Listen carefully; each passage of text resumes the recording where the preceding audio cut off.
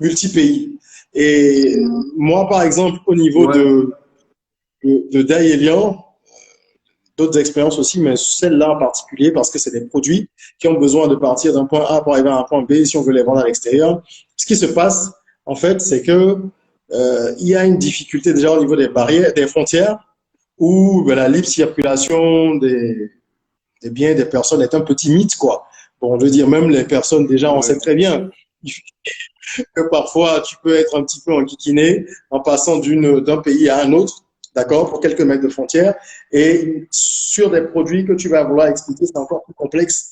Et j'ai l'impression qu'il y a cette différence-là culturelle qui joue aussi au niveau de la musique où, bien qu'on partage beaucoup de choses avec le Togo ou nous, le Bénin par exemple, le style de musique n'est pas exactement le même. Et les gens ont de plus en Mhm. plus besoin qui transpirent leur identité. On a vu ce que fait le Cameroun, ils ont la chance d'être un peu plus nombreux. Donc, est-ce que la diversité culturelle, malgré les similitudes que nous entretenons entre nous, dans les différents pays, est-ce que c'est pas également, tout en étant une richesse, est-ce que c'est pas aussi un petit handicap pour les artistes? C'est-à-dire, est-ce que l'artiste ne va pas parvenir à intégrer tout cela dans ses compositions? Parce que si tu fais des couplets en fond, tu vas parler aux gens du Bénin, ça s'arrête là. Si tu fais des couplets en Mina, tu vas parler un peu au Bénin, au Togo, ça s'arrête là. Tu vas pas marcher en Côte d'Ivoire non plus, tu vois. Donc, quelles sont selon toi les approches de solution? Hum, En fait, ce que tu dis, je pense de manière pratique, c'est il y a une part de vérité et après il y a une part, je veux pas dire, il y a une part d'aléatoire ou de magie de la Mhm. musique.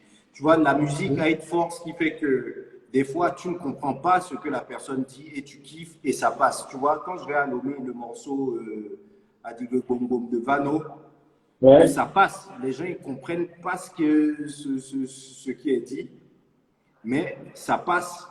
ça Au passe, Gabon, bien sûr. pareil, qui est en Afrique centrale, ça passe. Et Canico, ça passe partout ici. ils ont vraiment adopté le morceau. Donc, des fois, tu as ce miracle-là, heureusement, de la musique qui fait que c'est juste une sensation, une émotion et le produit arrive à passer. Mais dans le même temps, c'est vrai, il y a une réalité. Ce qui marche en Côte d'Ivoire, généralement, ça va marcher sur toute l'Afrique francophone. Mhm. Mhm. Ça a plus de chances de marcher sur l'Afrique francophone. Exactement. Ce qui n'est pas le cas de ce qui marche au Bénin, ça ne va pas forcément marcher en Côte d'Ivoire. Pourquoi? Parce que je pense que la Côte d'Ivoire a une force culturelle. C'est un géant en matière culturelle, en matière de mode de vie, qui influence Mhm. vraiment toute la partie ouest africaine. Mhm. Et quand tu Mhm. vas en Afrique centrale, par exemple, voilà, ce qui marche au Cameroun, ça peut marcher au Congo, ça peut marcher au Gabon. Exactement. Mais ça ne va pas forcément marcher en Afrique de l'Ouest. Donc, ça rejoint ce que tu dis, où il y a vraiment des questions de particularisme qui sont des petits freins. Et je pense qu'au Nigeria, eux, ils ont trouvé une solution. Tu vois, par exemple, Don Jazzy, il a plusieurs artistes. Et certains artistes, il y a une artiste que j'aime beaucoup qui s'appelle